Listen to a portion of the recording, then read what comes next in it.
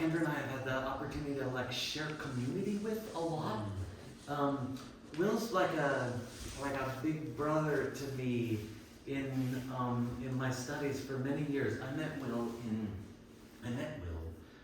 February 4th, 2004. It was a cold night in Cincinnati, Ohio. I have lived with Will in cities and in wilderness. I could spend too much of this time introducing him, but he's a master meditator, philosopher, therapist, chaplain, musician, marching band leader, lavender farmer, builder against his better judgment,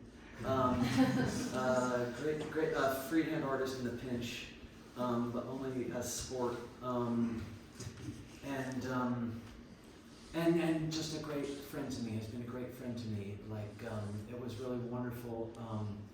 Will and his partner and are staying with him. We were just talking today, and it's just amazing, not having seen each other for a while, just how quickly, how fulfilling it is to talk to someone, who's been around for a long time and seen a lot in the world of spiritual pursuit and practice, and been near me, and also share some of the same victories and traumas that I have in that world. And I'm just really excited to use him for this opportunity to get us all together.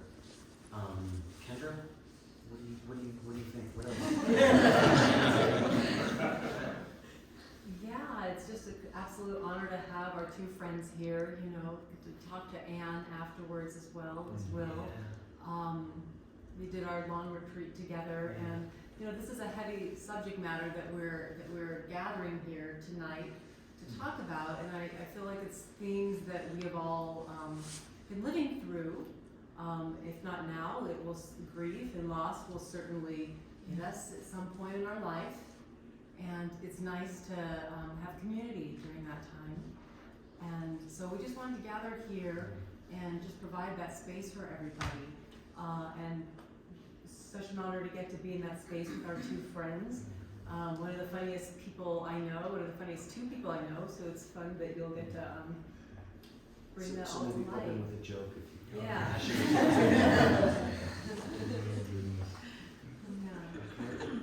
And we're going to sit here by your side.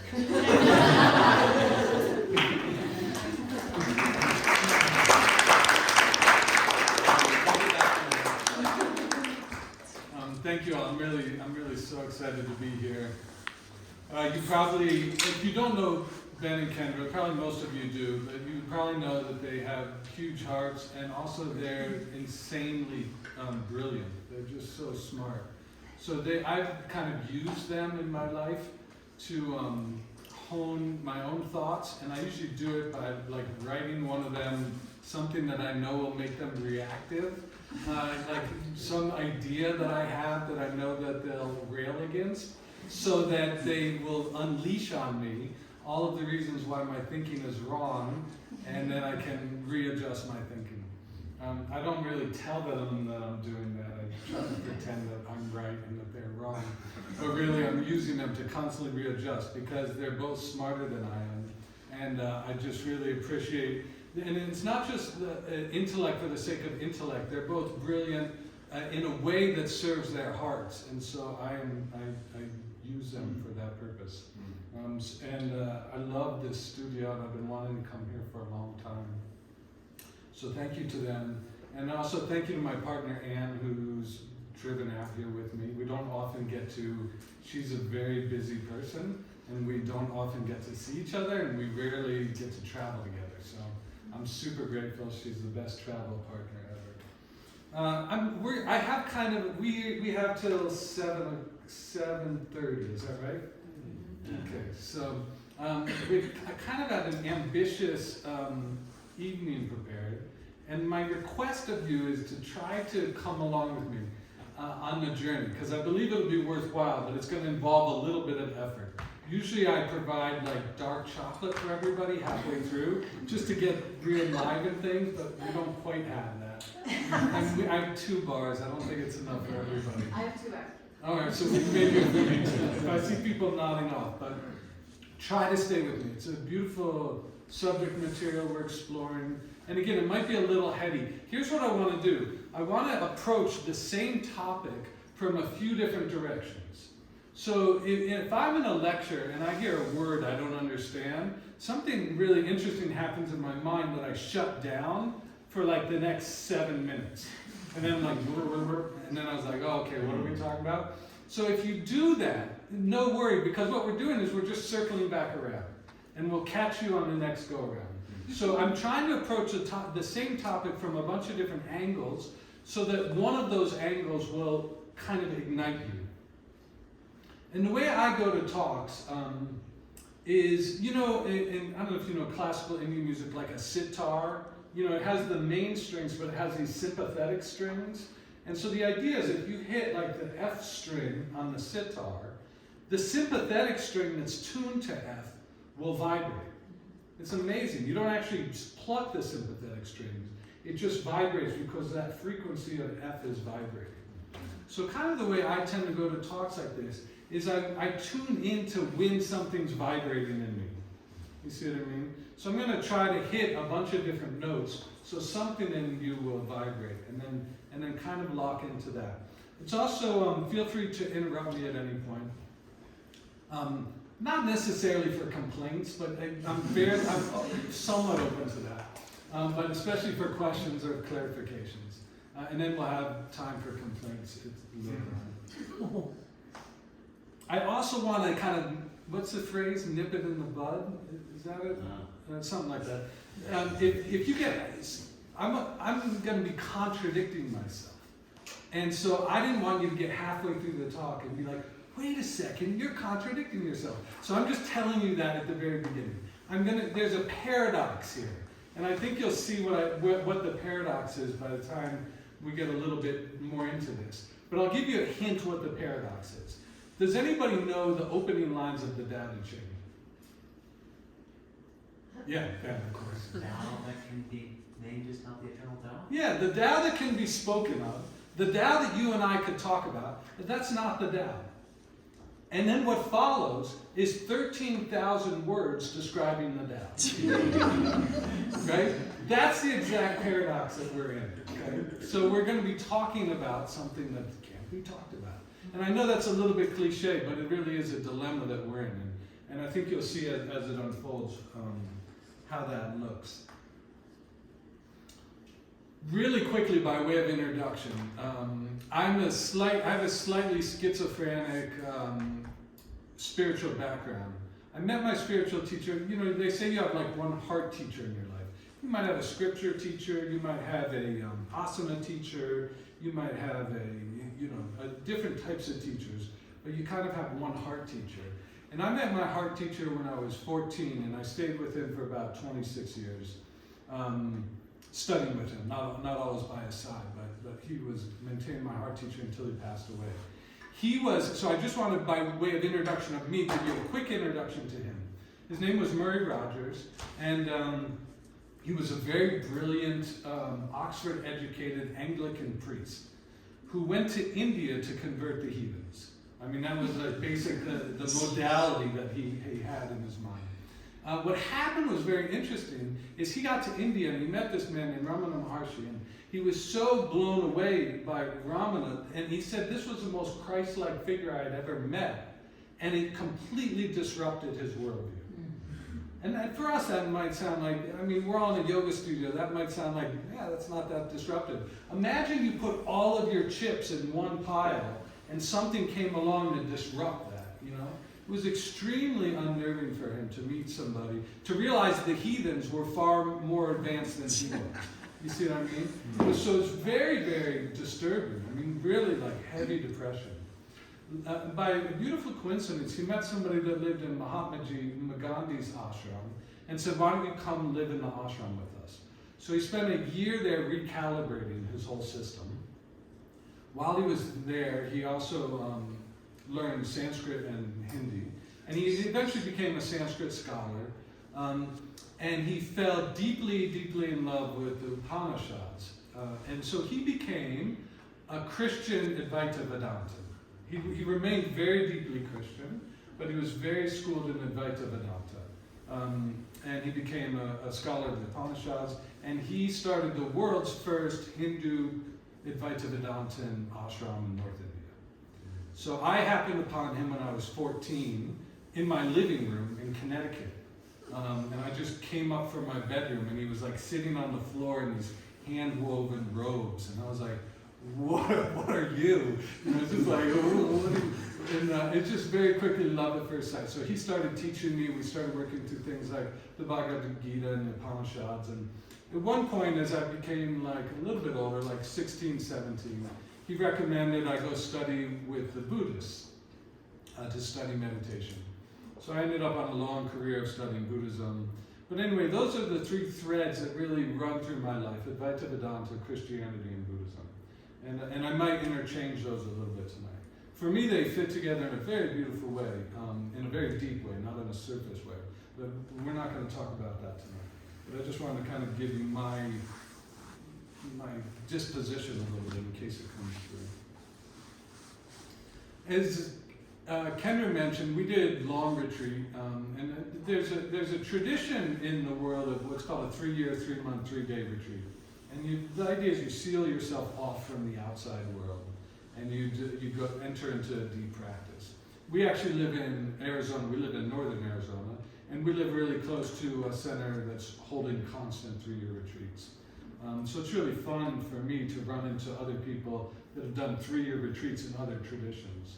I was at a party recently, and there was 3 of us that had all done 3-year retreats in different groups. It was really fun to exchange notes and kind of spy on each other and see who was the more neurotic. You know?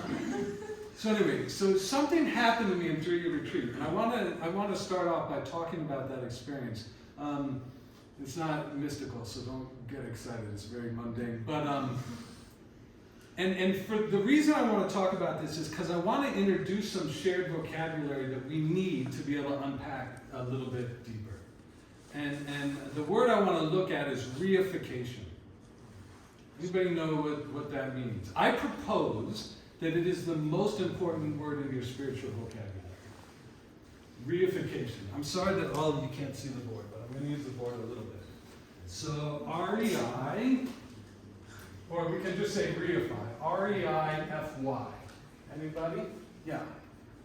It's making concrete or actual something is in your imagination? Yeah, beautiful. Making concrete or making something actual. And I want to give you a few examples.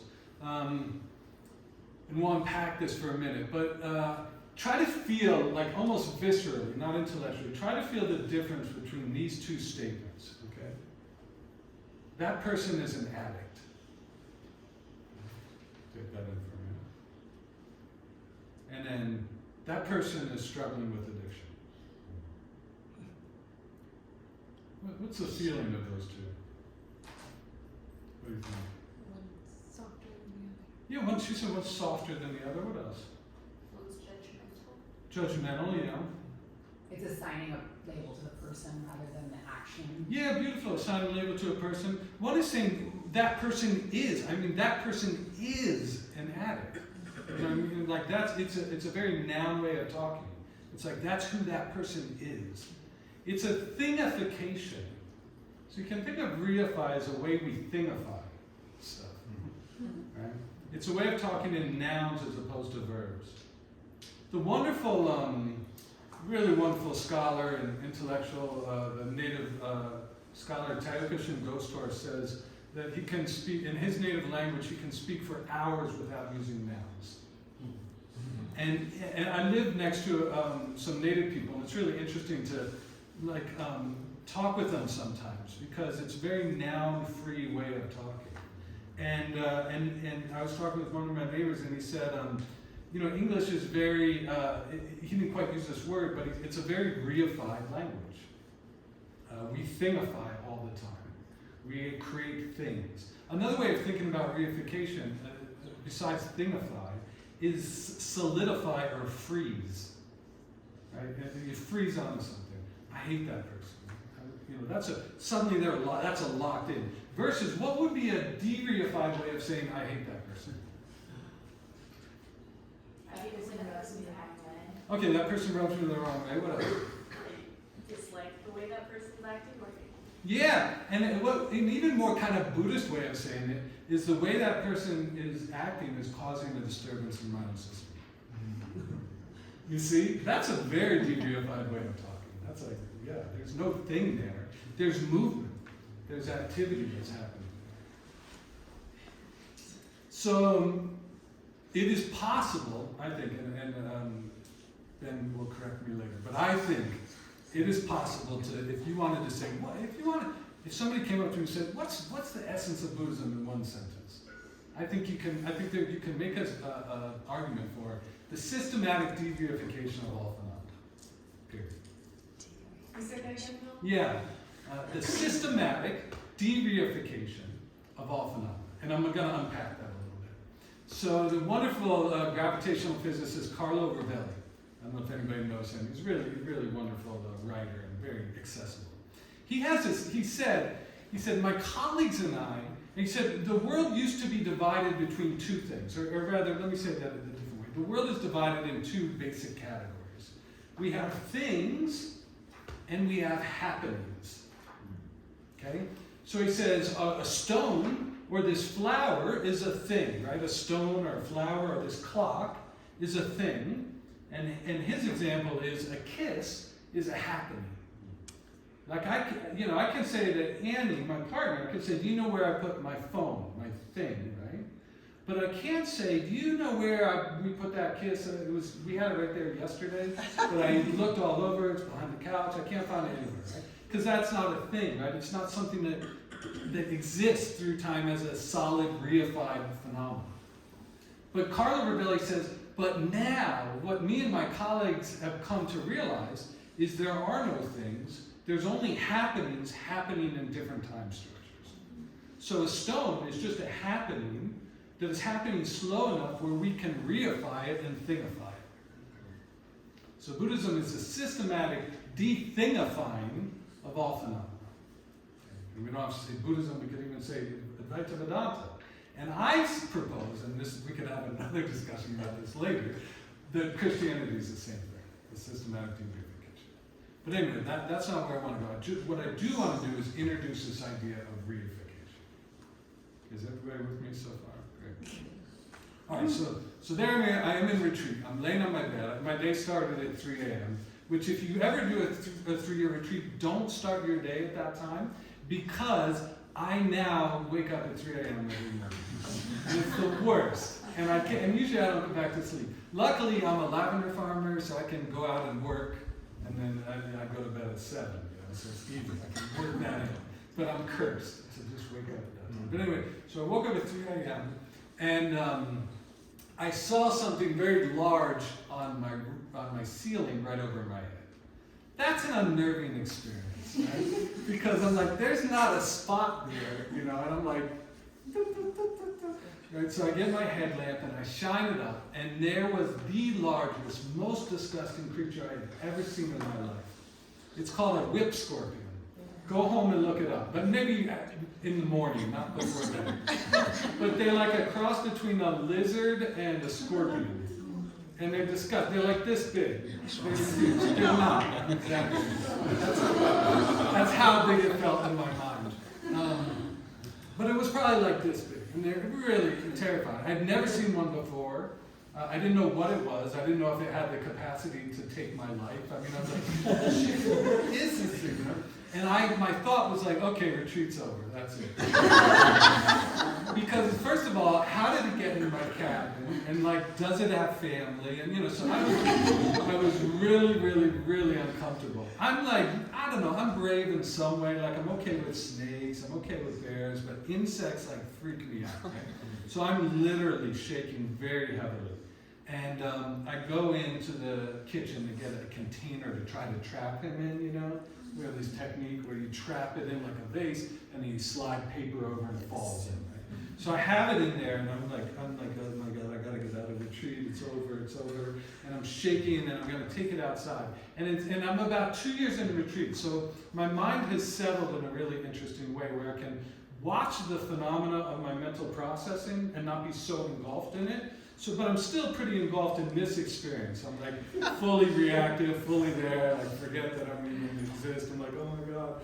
And but something happened, and where we did retreat was just the most magnificent stars you could imagine. No light pollution, so just the massive Milky Way, right?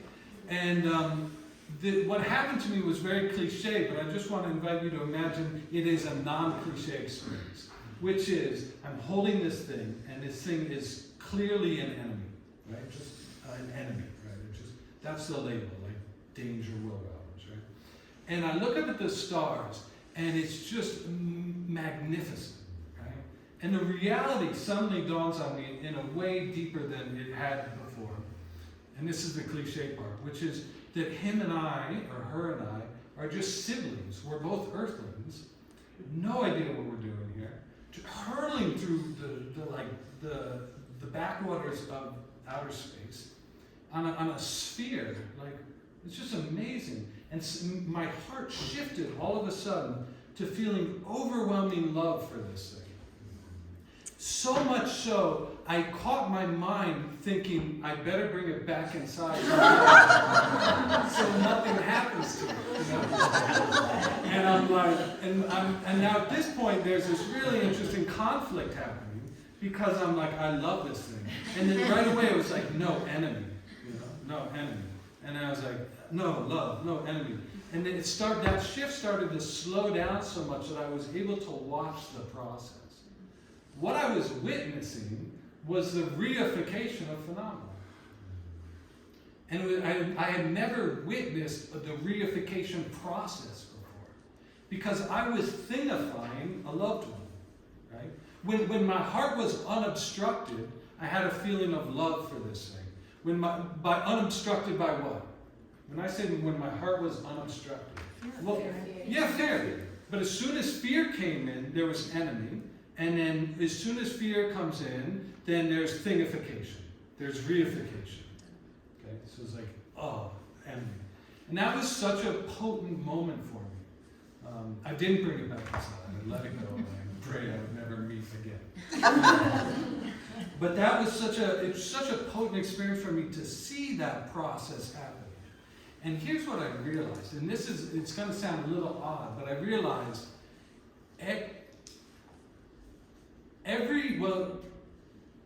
first of all, that defining enemy was a reduction of anxiety. Defining enemy created a reduction of anxiety. Why was that, you think? In other words, when I was over here and took love, there was an increase of anxiety. And then when my mind moved over here to enemy, there was a reduction of anxiety. So interesting. Anybody have any idea why? Control. Maybe, yeah. Definition. Yeah. Transfer? Yeah, what do you mean by transfer? Transfer the bad feeling to the... Okay, yeah, transfer. What do you mean by definition? That an unnamed thing or fear is bigger than calling something enemy. Yeah. And I think what you pointed out is which position am I more vulnerable in? Love. Love, absolutely. When we're more vulnerable, we simply have more anxiety. I mean, being vulnerable is an anxious place to be. Being the first to say I love you, right, is an anxious place to be. I just heard a love story actually. It was between two guys, and they both said, "Are you feeling what I feel?" And I said, "Yeah." And they said, "Okay, let's say it on the count of three." You know? And then and at the count of three, one said, "I love you," and the other said, "It's really cold in here." And then the guy who said, "It's really cold in here," said, "I'm just joking. I love you." So it's that vulnerability, right? And that was really fascinating for me to realize that reification process is a reduction of anxiety. And what we see in our world right now is a heavily reified world, right?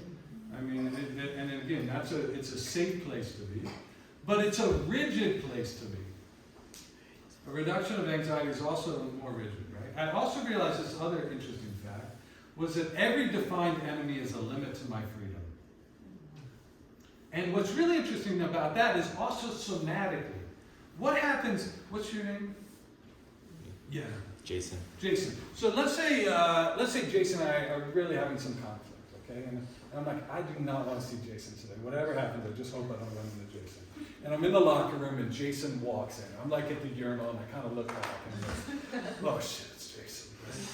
No offense. But Jason and I would be great friends. But anyway, so what happens physically in my body as soon as that happens? Tension.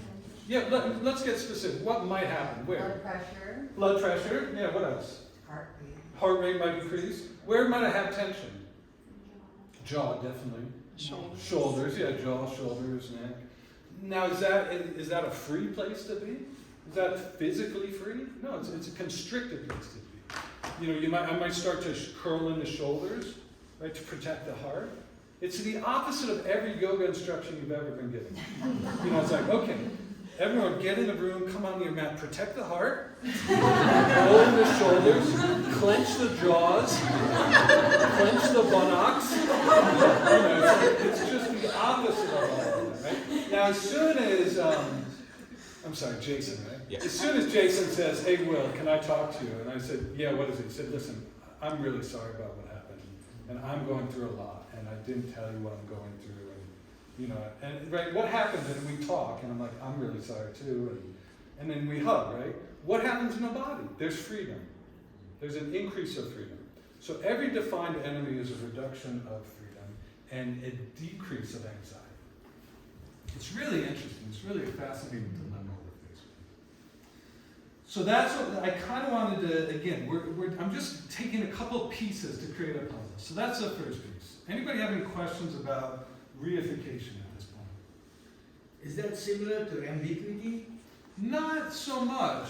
Well, it's the opposite of ambiguity. Because ambiguity is like, I'm not sure. Reification is like, I'm sure. So yeah, I think in a way, de-reified is similar to ambiguity. Yeah, nice. Yeah, anything else, yeah? I'm curious where the term anxiety, because like you're sort of using it counterintuitively, and is there a different word to throw in there that helps us understand it, or is that part of it? No, we can throw in a different word. What do you guys think? What would be a different word? Like ungrounded, Okay, yeah, ungrounded. or, Because it's counterintuitive to equate like emotional vulnerability, openness, and love with anxiety.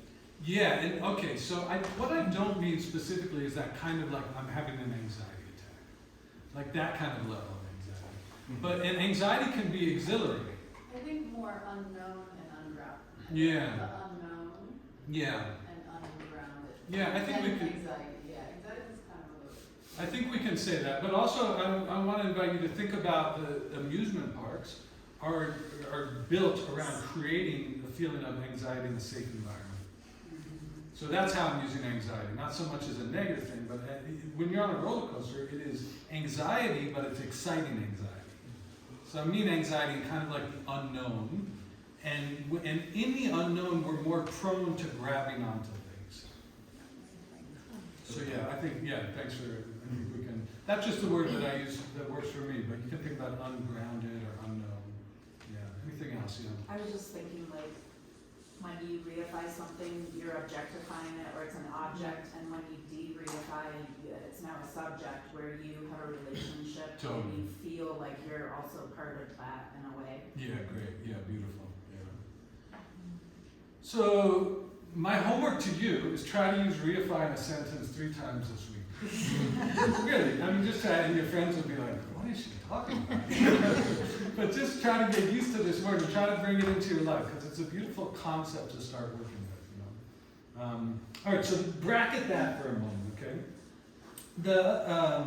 And I want to move towards key line in the Yoga Sutra. I don't know what verse it is, maybe chapter 2, verse 14, but avidya smita raga devesha vinivesha pancha klesha. What verse? 2, 3. 2, 3. Yeah, that's right. Chapter 2, verse 3. Okay. And this is this is one of my favorite topics, and we're not going to get into it tonight, but it's an amazing map of the psyche, basically. The Patanjali, the author of the Yoga Sutras. First of all, let's back up. What is the Yoga Sutra? Yoga Sutra is a beautiful meditation manual written around 400 in the Common Era. And it's really profound, it's really exquisite, and it's basically a manual on meditation. It's not a manual on asana. It might mention asana, there's a debate about that, but it's really mostly a meditation on, to use a fancy word, it's a soteriological text. Anybody with soteriology? Salvational? Yeah, it's a text about liberation. It's a text about, somebody asked the Buddha, what's your whole stick? Like everyone's talking about you and what's your deal? And he says, I teach suffering and the end of suffering. And that's what the Yoga Sutra is about. It's about how we suffer and how we end suffering. So we can think about that as soteriology. So the Yoga Sutra is a text on how we suffer and how to minimize that suffering. And in this verse, there's a beautiful description of how the kind of like the exoskeleton of the inner body that suffers, for simplicity's sake. In that, and this is the main point, in that discussion there are these two key words, which is raga and devesha, which is that what happens when we have mentally afflicted states, right? They come from one of two parents, all mentally afflicted states. They say in scripture it's either like 84,000 mentally afflicted states. If we were to lock this door and say, all right, we're not leaving this room till we come up with 84,000 different articulations of mentally afflicted states, we'd probably all pass. But we could probably come up with like 200. We could probably come up with about 7 different types of jealousy. 100 different types of heartbreak, right? All of these different mentally difficult states. Patanjali says they all come from one of two parents, raga or devesha. And raga is, here's how I like to think about it, wanting to be close to something, and devesha is wanting to push away from something. Wanting and not wanting. I tend to be a visual learner, so the way I think about these two is, let me put it up here, a little bit easier to see. This is devesha, wanting to be away from something, and raga, wanting to be close to something. And it's an archetype. I want to propose this as an amazing archetype for starting to unpack some really beautiful concepts. This movement of wanting to be close to something or wanting to be away from something.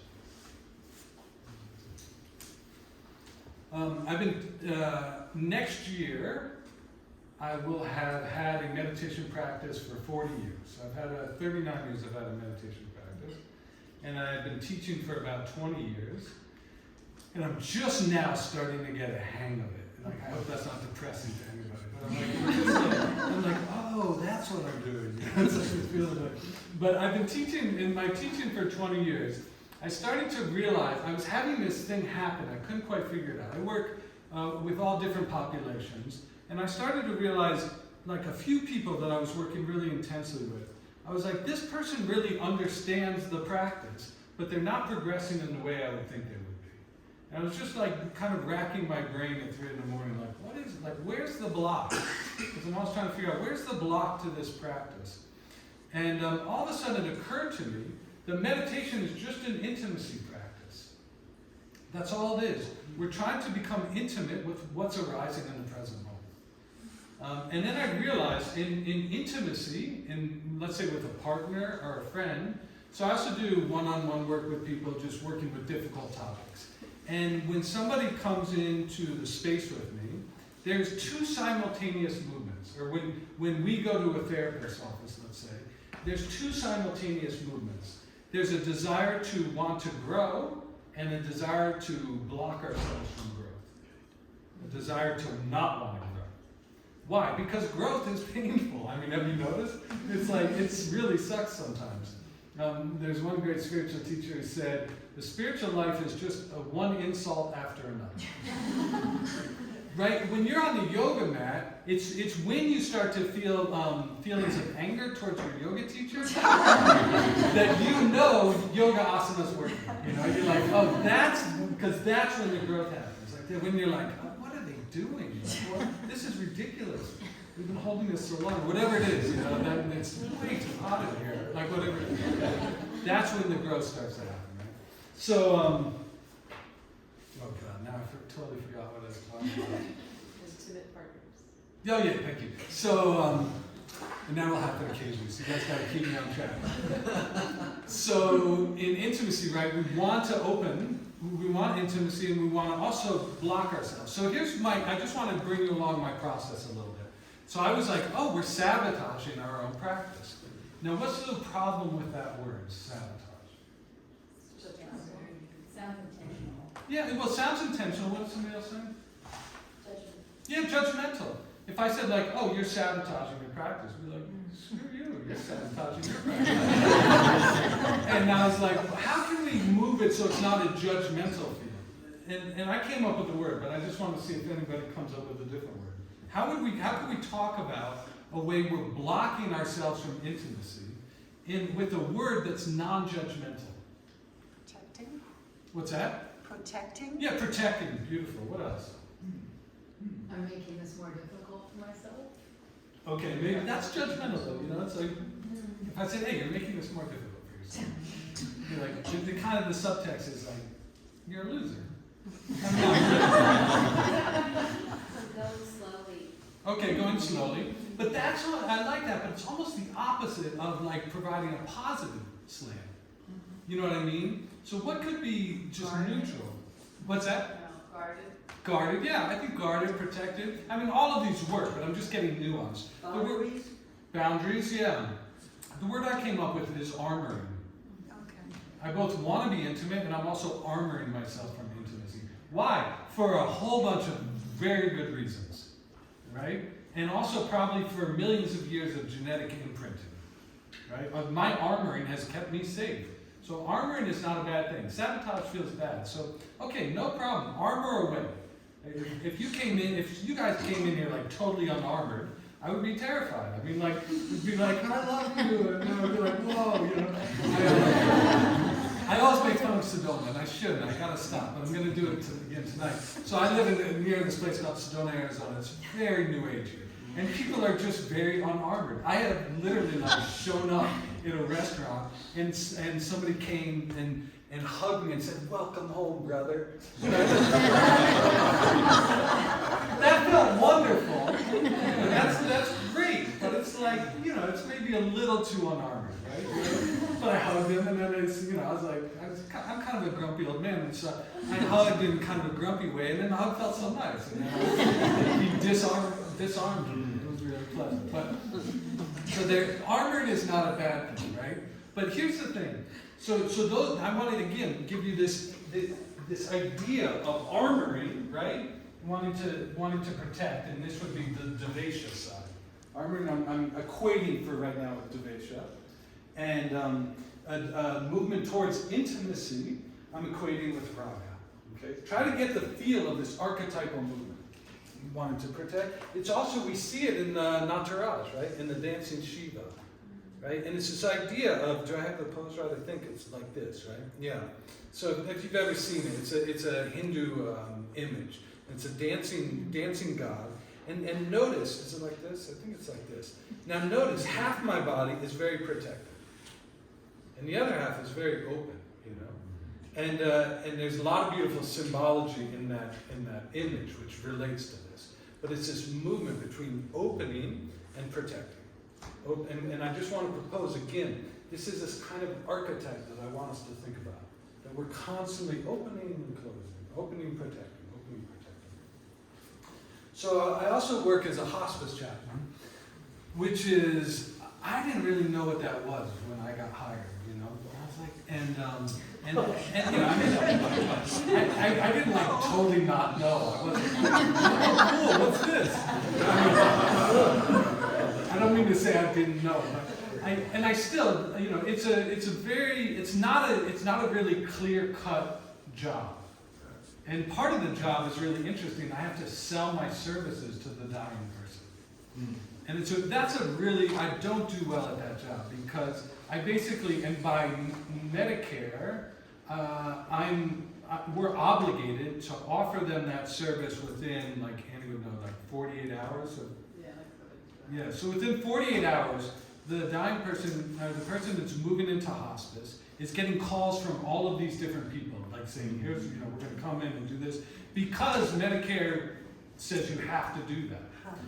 So I call, and I'm like, hey, I'm part of your care team, and I just want to set up an appointment to meet with you. And they're like, well, what part of the care team are you? Are you the nurse? And I'm like, I'm the hospice chaplain. And they're like, what's that? And inside, I'm like, I have no idea. but what I have to say is, I'm here to like help you, you know, navigate some of the more inner stuff that might come up for you in this process, or something like that.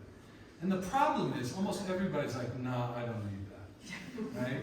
And I feel like I would say that too. Like, you know, it's just that, like, no, I don't need that. So I have to sneak in through the side door somehow. I just need to get into the room with them.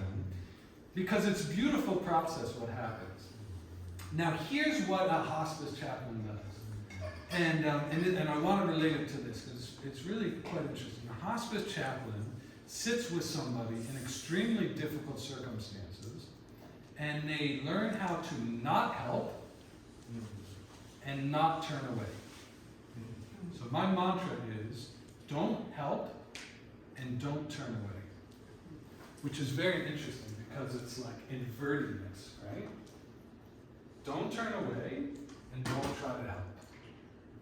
And that's what I want to propose to you in our discussion tonight about grief. There's this really interesting, unnameable space that lives right smack down in the middle between raga and devesha. Between that movement towards wanting and not wanting. Can you just be in this discomfort? So my job is to sit in discomfort with people. Now, why do you think I say don't help? Well, I mean, that's kind of a weird thing. Like, I mean, I don't verbalize that. I don't walk in and say, hey, I'm here not to help you. But that's what's going on in my mind the whole time I'm there. Why do you think it's not to help? Yeah. Sometimes the more you push, the more someone might push away. Okay, maybe more push, more somebody pushes away. Why else? Or it's like listening, you know? Yes. Sometimes you just have to sit and listen. Yeah. Sometimes helping blocks you from listening. Yeah, what were you going to say? I was going to say, how do you know you can even help? Yeah, right. That's such an agenda. Yeah, it's an agenda. And who is that agenda serving? It's usually serving my anxiety. And you really see this when the family comes in. When somebody is suffering and the family comes in, everybody feels like we've got to do something. You know? We've got to do, and what's the implication of that? There's a beautiful phrase in Tibetan called Mayangak, and Mayangak is an implied idea, right? So what's being implied by we have to do something? Something's wrong. Yes, first of all, something's wrong. And guess what? Dying. And more powerful than you. Yeah, and that you can do something. And you know, one of my teachers said to me, and it really like hit me like a bowling ball. It was like he said, the one thing we all succeed at in the end is death. Like, we all succeed at dying.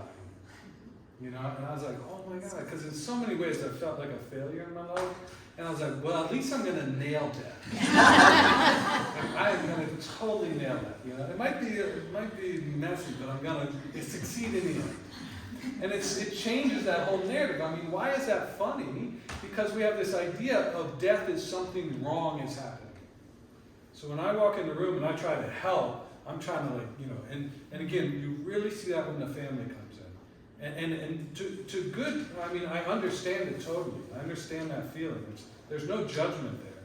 It is so difficult to see somebody you love struggling and to feel helpless. That is a liminal state. That's a state between worlds that is so profoundly uncomfortable. And what I'm getting paid to do is to sit with that discomfort. and not project it onto somebody else and not turn away from that discomfort. That's literally what I get paid to do. I get paid there to sit there and be uncomfortable and present in that uncomfortableness. And that's a real blessing. That's amazing. But it often comes up in my mind of like, I'm not doing this, I'm getting paid, I've got to do something. And I can't tell you how strong that impulse is. I've got to do something about this. And especially, you know, sometimes I teach on the stages of the dying process. And we look at both an Eastern and a Western look at the stages. And we look at how they correlate and mesh. And the stages of the dying process are really difficult. The agitation in the body, picking at clothes, defecating. I mean, it's not easy. And to sit in that discomfort and and to feel like you can't do something, right? That's just profoundly difficult, right? Yeah. You know you can't do something until you've exhausted all your options. Yeah, and you can exhaust your options, but again, the question, that's not my job as a hospice chaplain. Totally. Yeah. Yeah, that situation I guess wouldn't work, but like, I guess I'm talking like general Totally. helping. That's like something you can't really help with, right? Yeah. And I think as a family member, you have to try, right? And what you can try to do is you can also try to minimize suffering. So you're trying to get the medication right, and you're trying to deal, So I'm not saying that this overarching thing, just sitting there and letting them suffer, right? But I'm saying that there is that quality of it, especially as a chaplain. But like right after, after I leave here, soon I'm going to fly to the East Coast because my father's in the ICU, right? And it could be the end, right? It's like, you just don't know. He's an older man, right? So it's like I'm gonna be faced with that. Like, can we do something to minimize the suffering? If you can, wonderful. That's different than if I'm coming in and I'm so anxious with what's happening, I just want to do something. So yeah. And again, that's a different discussion. Can you do something? But what I want to point out is this really interesting space between these two. And notice that fine razor's edge between can you not try to help and not turn away? Can you just be present? I mean, the word compassion, right? C-O-M, is with, to be with, right? And passion, to be with another in their passion. It doesn't say to remove somebody's passion. And again, passion here meaning, suffering typically. It doesn't mean to remove somebody from their suffering, it's to be with them in that suffering. And when you're really struggling, sometimes it's just really helpful to have somebody there with you, not trying to help you, but just be there with you, to be with you in that, to be in calm passion. So again, that's a different angle I'm coming at. So now we're going to bracket that conversation, okay? And we're moving to one more conversation. I lied, two more conversations. But first of all, any questions about that conversation? Or thoughts, or anything that brings up? Death is inevitable. Exactly. Life is a lease. What's that? Life is a lease. Death is inevitable. Yeah, exactly. I'm sure you must feel when you come out of a situation like that, you must have some sense of self-scrutiny, or how do you look at your own, I don't know, sense of success or achievement in a situation like that? Yeah, I mean, just my own makeup. I always leave feeling like I hope I didn't screw that up. Yeah. What would it look like to have nailed it? I have no idea.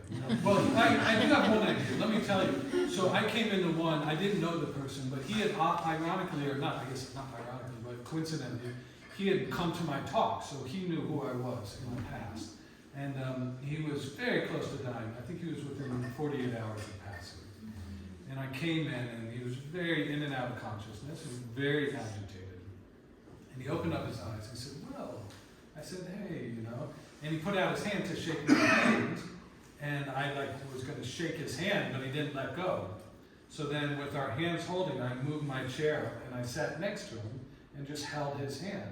And we sat there for 45 minutes, And then he said, all right, I think it's best for you to go, And I was like, I failed, And then I found out later from his partner that that was such a moving 45 minutes for me. And we didn't speak a word. And again, that part of my brain was like, do something, say something. And it's like, but could I just be there holding his hand? So, I felt like that was success. Yeah. Yeah, I was just wondering, because when the family comes in there, see you, I would see that expectation to do something comes much more from them than from the person who's dying. It's like, we don't know what to do because we are all helpless, so now we want you to do something. How do you communicate that with the family? You can't tell them, hey, I'm here not to do anything, there I see a real conflict because they're just as desperate in that situation because nobody is prepared to actually do the dying because we don't get do-overs on that one, right? Yeah. No, it's a great question. Just on a practical level, usually I take those questions and I move it to another team member because I'm not informed on like what needs to happen. So I say like, here's the nurse that's working with them and they can tell you what's happening. But what I do work with the family members is what is coming up for them. No, I meant more on that spiritual level, not on the medication level. I meant more on that spiritual level because, on that part you have the other professionals. But on that, like, what are you going to do for him spiritually at this point in the journey? No, it's a great question, and I'm not very good at it. I don't know. Partially what I try to do is mimic that ability to just be there and to realize that what's happening is not a mistake and it's not a crisis. And so partially I just try to figure out any way I can do that. My partner Ann works in palliative medicine, which is working with the dying as well. So she might, you might want to corner her, but she might have more ideas on that. She's much more knowledgeable on that kind of stuff. But mostly I just flail. And I flail and try not to fail. Yeah. And again, but what I want to, Annie. Well, I was just going to say, like, thinking about this concept of like loss and grief and moving towards and moving away, it feels like so much of this is internal, that a lot of this is like self-directed. Or I feel like grieving is so I feel like we're so depleted in grieving. Yeah. And some of it is internal. So some of the pushing away or moving towards is just not pushing ourselves away and moving towards the feeling of loss. Yeah, great. I don't know. Yeah, I want to bracket a little bit your question because that's in a sense of this whole talk tonight. Like, what do we do with that experience of that unknown of the grieving process? So let's just, if I can, just stay with that question. You were going to say something. Just a quick question. Have you seen occurrences of people who have succeeded in dying well? Yes. Yeah, I'll pass that on to Anne. Yeah, do you want to say anything? No, I just answered the question. Yeah, I have. Yeah, it's. So what did it look like? It looked like initially that they felt like they had a lot of control over it. Yeah. And then it looked like a surrender.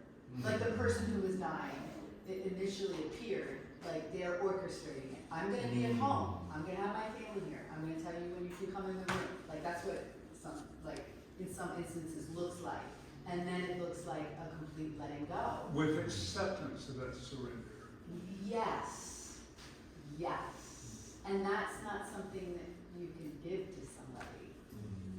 I think it takes practice.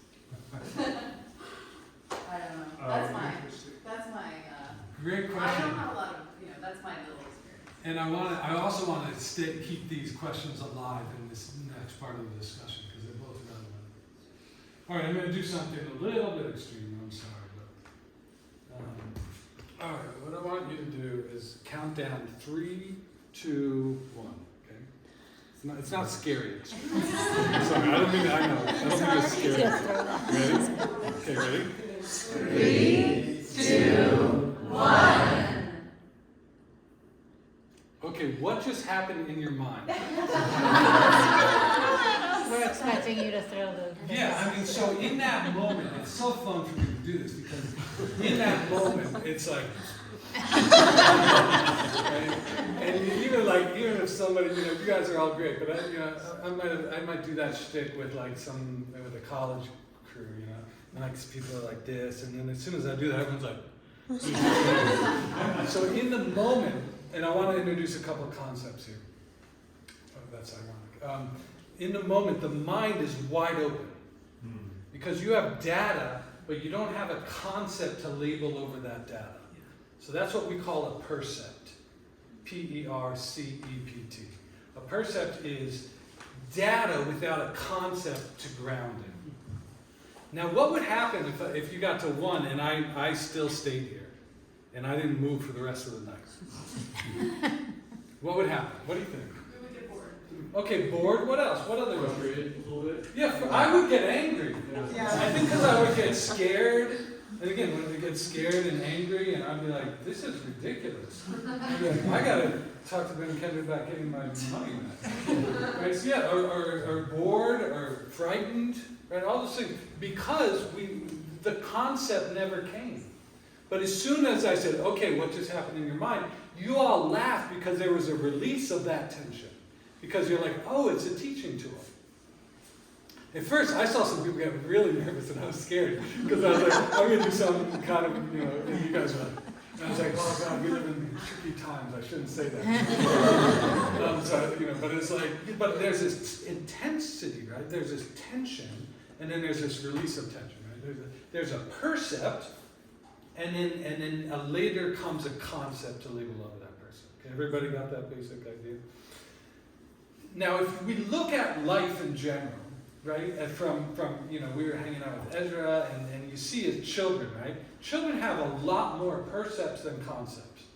They just have data. They don't, and they're like, "Whoa, what's that? What's that?" And we just hung out with our 5-year-old, and it's like, "What's that? What's that?" It's like, "Oh my God, enough with the questions," But she just wants to know what's happening, right? Because she's experiencing the world as percepts. Now, as we get older, it's much harder for us to get access to percepts because we walk in and we label concept, right? Which in other words is we live in a more reified world. We're living among things. Like I even have archetypes of people, right? I walk into a group and I'm like, oh, there's that archetype, right? Oh, I know that type of person. Concept, right? So I've already reified that person. I'm not open to the percept of that person. I was just at the airport and I was at the urinal and I was washing my hands and I looked in the mirror and this little kid was at the urinal and you know how in the airport the paper towel dispensers are automatic, and it was like 20 paper towel dispensers and it was like and I'm just walking into there with concepts, so I'm not hearing the orchestra. I'm not hearing the magnificence of that audio sensation. And this little kid, sorry for the display, but he's like this, and he's like, like the peas going everywhere. Because he's like amazed by all these percepts. He's like, wow. And in that moment, I suddenly realized what was happening, and I realized before him, I hadn't had access to really the magnificence of it. So I stood at the sink for a moment, washed my hands, and I closed my eyes, and I just heard it as a symphony. I was like, fantastic. Just brilliant, And him and I were the only two people that were at the symphony, And it was just such a beautiful, opening. Oh wow, that's so beautiful, it's so special, right? So that's it. So just again, I want to kind of give you this kind of archetype of this idea of a trajectory of we move from percepts to less percepts to greater concepts. With that also comes a rigidity of movement, both physically and mentally. I mean, mentally, we work through the same neural pathways, and it's harder for us to open new neural pathways. That's why plant medicine is so popular now, and we know this from MRI machines and from brain scans, is because it opens neural pathways that haven't been used since childhood, right? And that's why it's so effective with working with PTSD and end-of-life care, is because suddenly people get so rigid and it just opens up those pathways a little bit. And it's super interesting about that. So I was reading the Yoga Sutra, and I've really been thinking about in the Yoga Sutra there's these different levels of samadhi, right? Samprajnana samadhi, vitarka, vichara, ananda, asmita, and then asamprajnana samadhi, right? Samadhi. So these different levels we go through. It's possible to see that, explored sometimes, as a movement from concept to percept. The way that samadhi functions, what is samadhi? Samadhi just means, and corner Ben and Kendra sometimes, because they could talk more about this. But samadhi is just the ability to focus, really, in its simplest way. It's just the ability to focus. And then as that focus deepens, things happen in the mind. That process of deepening in samadhi looks like is first you have samadhi with objects, okay? And then slowly you move and you have samadhi without objects. First you have samadhi with like reified objects and then de-reified. Here's an example. Let's say I'm meditating on Jesus, okay? And so first I might just meditate on Jesus as a statue, just a thing, right? And then I might start to feel that quality, right? Moving more into vichara maybe. I might feel that quality of Jesus. So I might move into that quality of Jesus as my meditation object. And then I might feel that quality inside of me of just deep, deep compassion. And then that might be the meditation object. So you see how we're moving from kind of the external or the more like solid thing-like to the less thing-like. So there's this movement, it's really fascinating, from concept, from object, to greater and greater percept. Okay, everybody, I know that's a little abstracting, but anybody confused on that point? Just again, I'm just wanting you to feel the patterning of this. So much of the spiritual life is, so much of the beginning part of our lives is building concepts to live in the world with. I mean, we need concepts. The idea here is not that concepts are bad.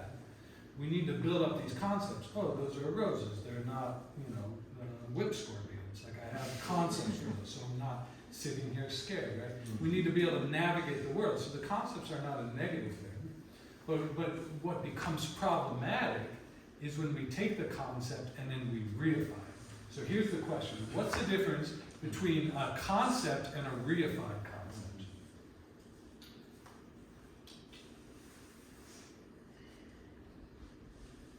What's the difference between this is a rose as a concept and this is a rose as a reified concept? The thoughts that come after? Yeah. That is fixed. Yeah, one is fixed. So what would it be? What would it be to have this not be a reified rose? Which in reality it is not. Why? Because it's going to change. It's going to change. Yeah. If we leave it here, it's going to die. And if we leave it here for long enough, it's going to turn into dust.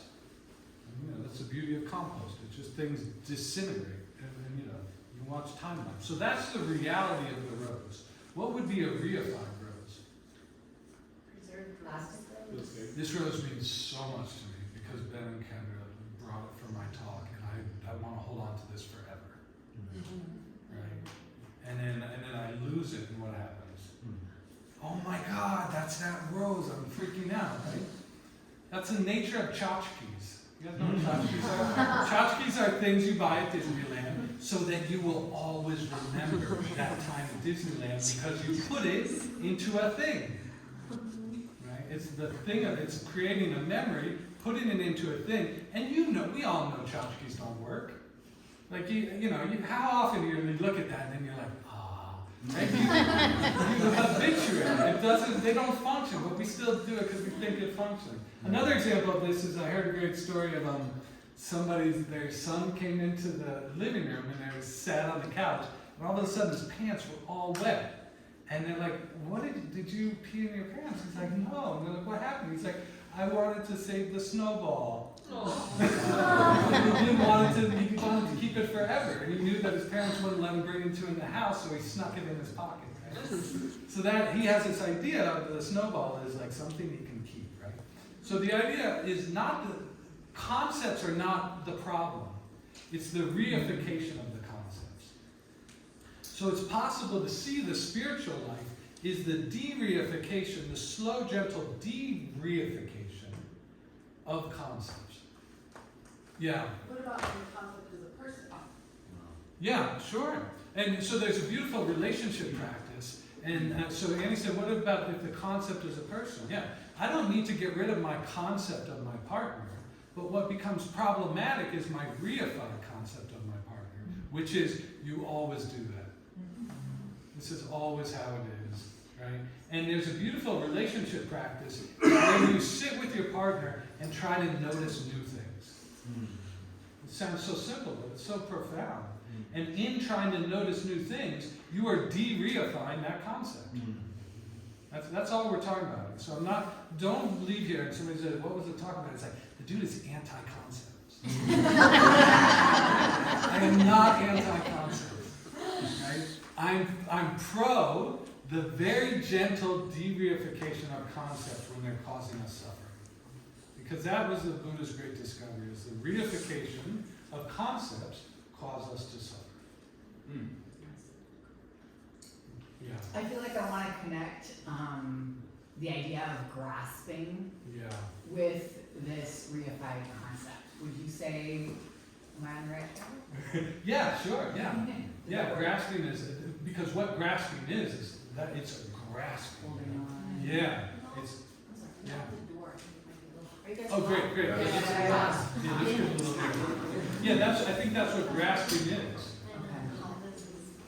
While we do that, let's try a really quick somatic practice. And I know this is a lot heady, and again, I'm just asking you to come along with me, because I'm going to be out of here in the morning, and you can like sit with these. And I do think that they're really useful in your life. So stay with me, even though it's a little difficult at times. But let's take a mental break for a moment, and I want to do a really quick practice with you. If you want to, you can close your eyes, but just relax the vision. And just for a moment, come into this space and come into your body. Listen to the sounds, feel the cool air moving in.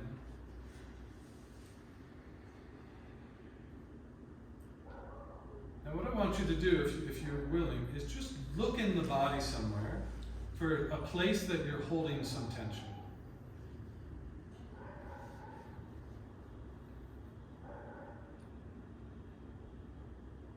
Don't move from one to another. Just find one place and then just see if you can just breathe a little bit of space into that hold. Try to release that hold a little bit.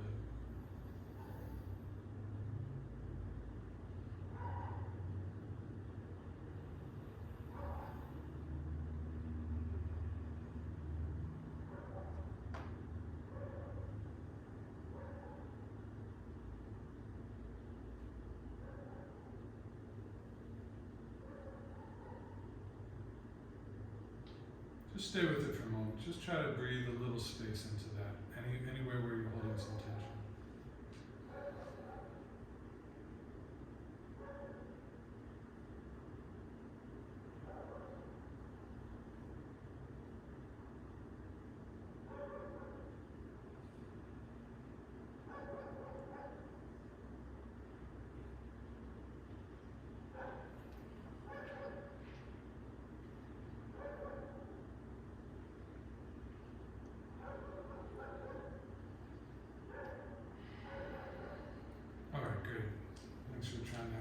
So there's a really interesting thing that can happen if you stay with that practice, and it's worth exploring sometime.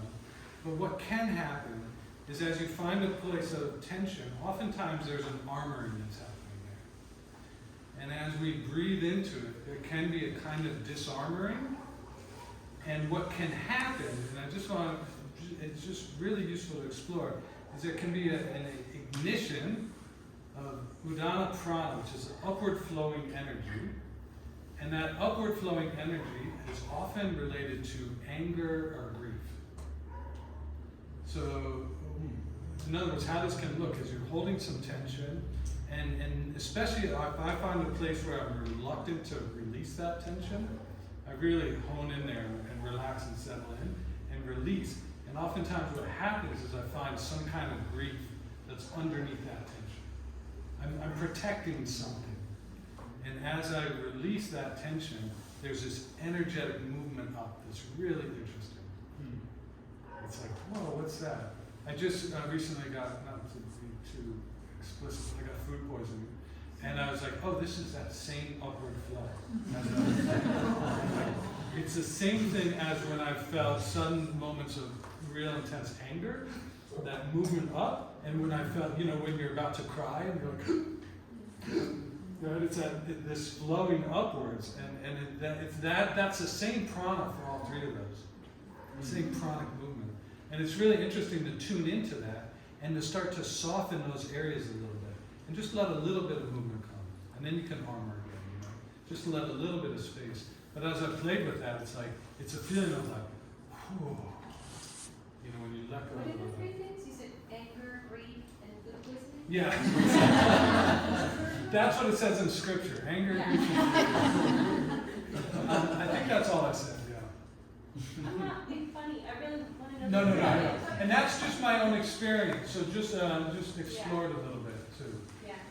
And try to find it for yourself. Yeah. So now kind of I want to wrap it up a little bit with this idea that John Keats, the great poet, he had this concept that he coined a term for, and it was just in a little letter to his brother, but it really hit some kind of zeitgeist in the culture, and it's really survived. And he coined this term called negative capability. And negative capability, he defined, is in the midst of unknown. Let me see if I have it written down somewhere. He says, to be in uncertainties and doubts without irritable grasping after fact or reason. To the ability to be in uncertainties and doubts without irritable grasping after fact or reason. Do you see how this is? We're just circling around this idea of being right between these two.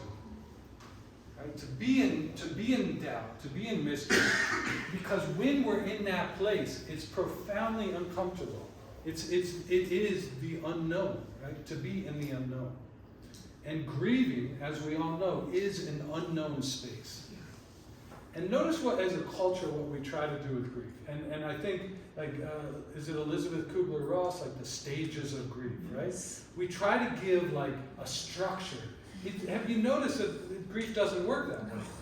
And, wonderful that she wrote the book and it gave us, progressed us a little in our conversation. But grief doesn't unfold in, okay, by week 3 you should feel denial. And, it doesn't work like that, because grief is the entry place into unknown territory. It is the entry into uncertainties and doubts. And there's a muscle that we can develop, which John Keats calls negative capability, of learning to be in that space without grasping, without trying to help, and without trying to escape. Can we just be in that, and not thinking that this is a mistake? We are in a cult of well-being in our culture. Everything's about well-being. I say screw well-being, So notice the difference. So many of the people I work with, they're like, I'm not feeling well and I'd like to be okay. Fair enough. I would like to be okay too. I would like to not feel suffering. But there's a much deeper and more interesting thing, is can you be okay with not being okay? That's negative capability. You know what? I'm really uncomfortable right now, and that's what it is right now. Can I be intimate with that experience? And the more we can do this in life, we'll find major breakthroughs in our meditation. Can I be okay with actually really not being okay? It's so interesting, right? Let's say I said to you, we're almost done, right? We're 7:26. So I said, hey, I want to go for another 10 minutes, but I got to go make a 5-minute phone call. Will you all wait? Right? Now, how would we feel with suddenly that extra time of just sitting here? Most of us would feel unfriendly towards that time, right? or if you're like suddenly, have an unexpected wait for something. So it's so weird that we then assume that we'll suddenly have a friendly attitude towards time on the meditation cushion. Right? You're like, oh, I feel kind of unfriendly towards fidgety free time off the meditation cushion. But I see it so many times. People are like, well, once I sit down on the magic cushion, I'll suddenly have a friendly attitude towards that time. And then they're like, okay, nothing's happening. And if you're like me, then since nothing's happening, I'm going to think about shark attacks then. I want to do something with my time, so I'm like, all right, their noses are sensitive, so punch it in the nose. And then call dolphins, because dolphins will save you. The bell goes ding, and I'm like, oh, okay, great. I love meditation.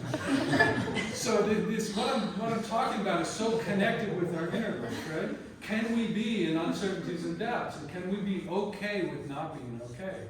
And this idea that you brought up is, can we have a good death? There's a wonderful author who wrote a beautiful book on death and dying, And I heard him interview, and he said, listen, I also reserve the right to not have a good death. Just because I'm an expert on it, I want to reserve the right here and now to have a really messy death. And to be okay with that, to be okay with that. Because we have this idea of well, if they're really a spiritual being, then they should have a good, peaceful death. And I would tell you that some wonderful spiritual beings don't have good deaths. At the very beginning. And I think what Anne pointed out is so profound, because what you're talking about in the dying process is you are talking about letting go of control. And the more we can practice that in our life, the easier the dying process will be. I have this comic from the New York Times, and it's like a boxing ring, and it's got the guy with his arm raised for winning the match. And it's it's an older man, and it says, in this corner, John, his stuck beliefs still undefeated.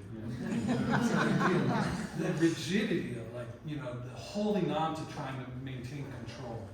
And that idea of surrendering into control. So one of the beautiful practices that we could work towards in our meditation and our yoga asana and preparing for death is actually letting go of narrating the script. Letting go oh, this is actually what's happening. This is what's happening. Okay. Can I be okay in these uncertainties and doubts without irritable grasping after fact or reason? I'll tell you in my own life, the answer is no, you can't. No, I can't. But what I can do is I can very gently work that muscle. A while back, Annie and I don't even think she notices, but we were in a little bit of, not even a fight, but she was proving me wrong on something, and I was not able to handle that. And I was like, this is way beyond my capacity. And it was so small, and of course that's embarrassing, and I was like, okay, I can't handle this right now, but what I can do is I walked out into the carport, and I just sat for a moment, and she didn't, I don't think she saw this, you walking away, it was nothing, it was just she's just oh, you're totally wrong in that. And I wanted to be I'm not wrong, you're wrong, but I was no, I'm gonna go sit with that discomfort. That's all, just sit with the discomfort. And here's where the real art comes, without trying to do something, without trying to make sense of it, not trying to, and really notice how quickly the mind is well, she said that, and the mind is always trying to make sense out of it. Can you just be with that without making sense? You can just be in that space, feel without making sense. So the last thing I'll say is I had this we had in the Tibetan tradition that I was in, there's a thing called a mo, which is a divination. You guys know that. You open a book and you're this word will be meaningful for me or something, And you just touch on it.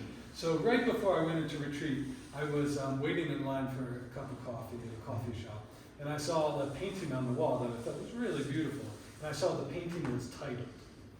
And I was like, whatever that title is, that's going to be my message for retreat. So I got my coffee and then I walked over to the painting. This was at Bentley's in Tucson, Arizona.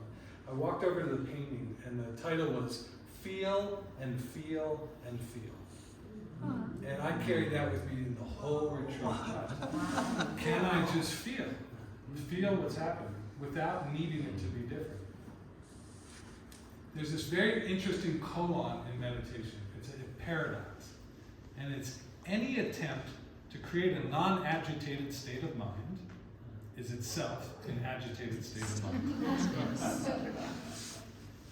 And so that's what we're working with. Can we be in uncertainties and doubts without grasping after fact or reason? Can we just settle into that space?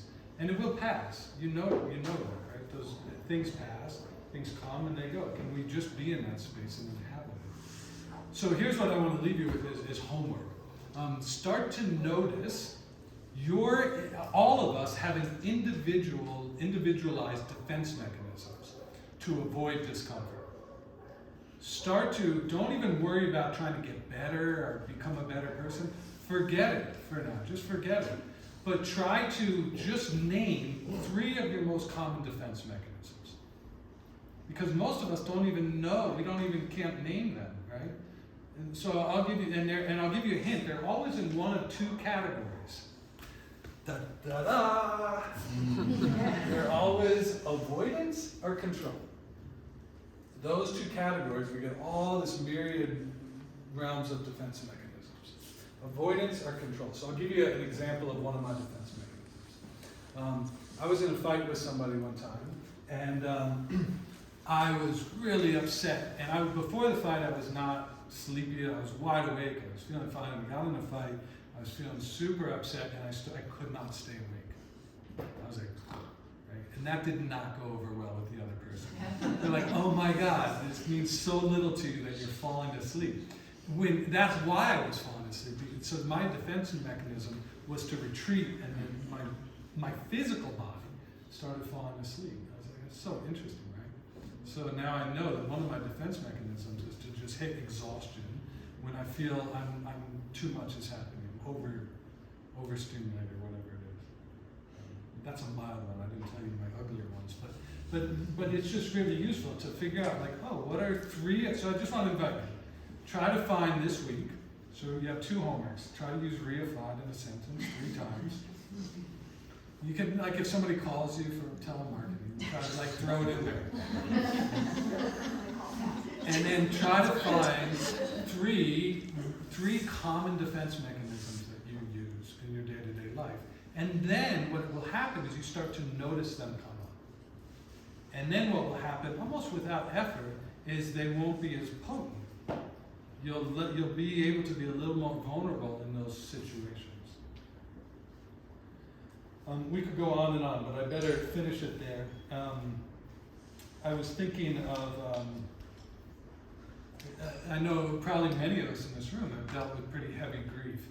And I was just at a funeral recently of a really dear person, and somebody read this quote from Winnie the Pooh. And I thought it was so good. And the quote is, how lucky I am to have something that makes saying goodbye so hard. Oh, yeah, beautiful. Just that, grief is not a mistake, right? Grief is an access route into the profound disarmoring that can happen, and that disarmoring is such a profound homecoming. How lucky we are to have things that make saying goodbye so difficult, because they return us to ourselves. And it's so beautiful in that way. Woo.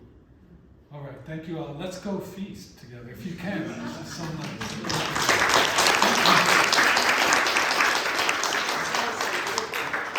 Tell us just a little bit about Scoville Lavender. Oh yeah, so we have a little lavender farm, and it's also it's kind of like mafia around these pizza places. So it's kind of it's a secret, we have a side hustle, and the lavender farm is the business, but we also offer space for people having a hard time.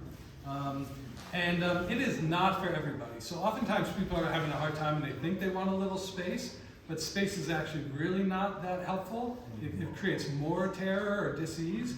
But if you're the kind of person that knows you can handle some space, because there's a lot of space there, there's a lot of quiet. We do silence every day from 8 p.m. to 8 a.m.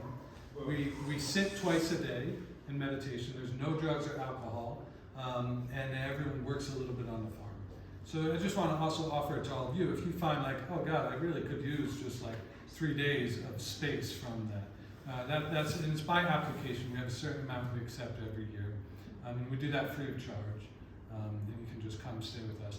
We also, if you'd like to just come work on the farm or something, you're welcome to check that out. I recently took... Say the name of the farm. Yeah, we're in northern Arizona. It's called Skull Valley Lavender. It's like skull, like a skull. It's like a great spooky name. And then you can see us on Instagram. We're at Skull Valley Lavender Farm. And you can find me on Instagram under Will Duncan Classes. And you can reach out to me, you can DM me or something, or you can email me and I can tell you more about it. But yeah, that's it. It's just it's a beautiful spot. I cross-examined Will a little bit on the pay structure. If I go to Skull Valley Lavender and I pay the absolute most I'm allowed to pay, and work the least, that I pay apparently something on the order of $55 a night, which means that Will makes no money to do this thing. It's not reasonable what he's doing out there, what he's providing for people out there. It's like as bad as like running a yoga studio. Like it's not. It's about as much It's sense. no way, right? Like you would just have to love doing it. I saw your I looked up your aspirational corporate rates. I say aspirational because we're not going to be able to provide that tonight, what you deserve. I did the math on how much we would all have to contribute. Anyway, it's not going to work out. It's low here. We did manage to get them to let us pay for their kale at the co-op today, but that's not really going to cover it either. I'm very happy if anyone came and it's not an appropriate time to spend money on it. I'm very happy that you came. If you come and you just like get whatever food someone brought, I'm so stoked that you came to do it. And if you pay $20, it's amazing. And if you want to pay more, it's amazing. And I'm putting out these things here. We had a brief argument that I believe I won in the end. We are not taking a cut of this. We just want to support his project. This is not how a yoga studio makes money. By tricking friends into coming and losing money on their trip. So you can Venmo, okay, there's also cash there, all right? And don't pay anything if it doesn't feel right to you. And also if you want to support him going around and helping people to learn, think, have space, process, think about, it's all, I mean, there's no spiritual path without talking about death, and we're all afraid to talk about it.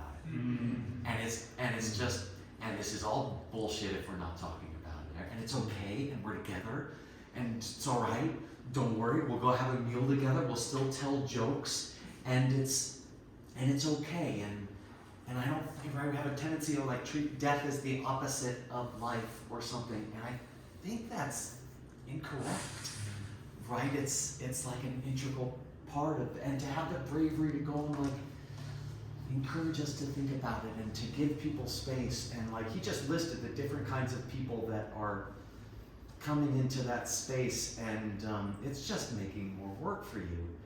And it's beautiful. So thank you for coming. Yeah, thank you.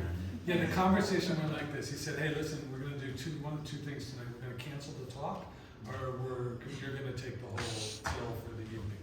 All the money for the night. I was like, no. He's like, okay, so then I guess we're canceling the talk. So thank you to Ben and Kendra. You know you don't get into the business of running a yoga studio for the money. I don't think either of them have ever been paid. So it's just clearly that labor of love. And yoga studios are places where people come to heal, you know, and people come to reconnect with themselves. So I just want to also deeply thank them for their service and their work. Right. And thank you.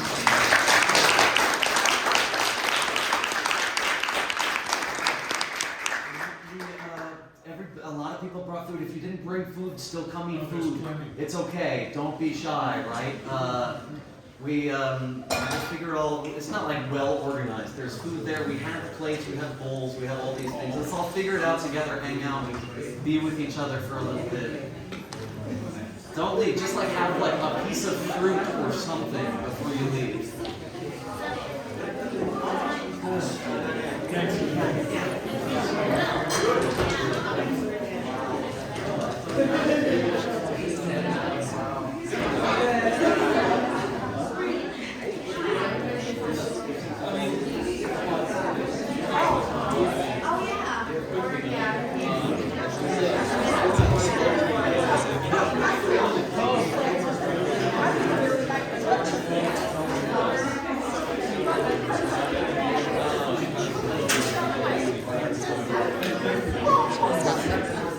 makes a lot of sense.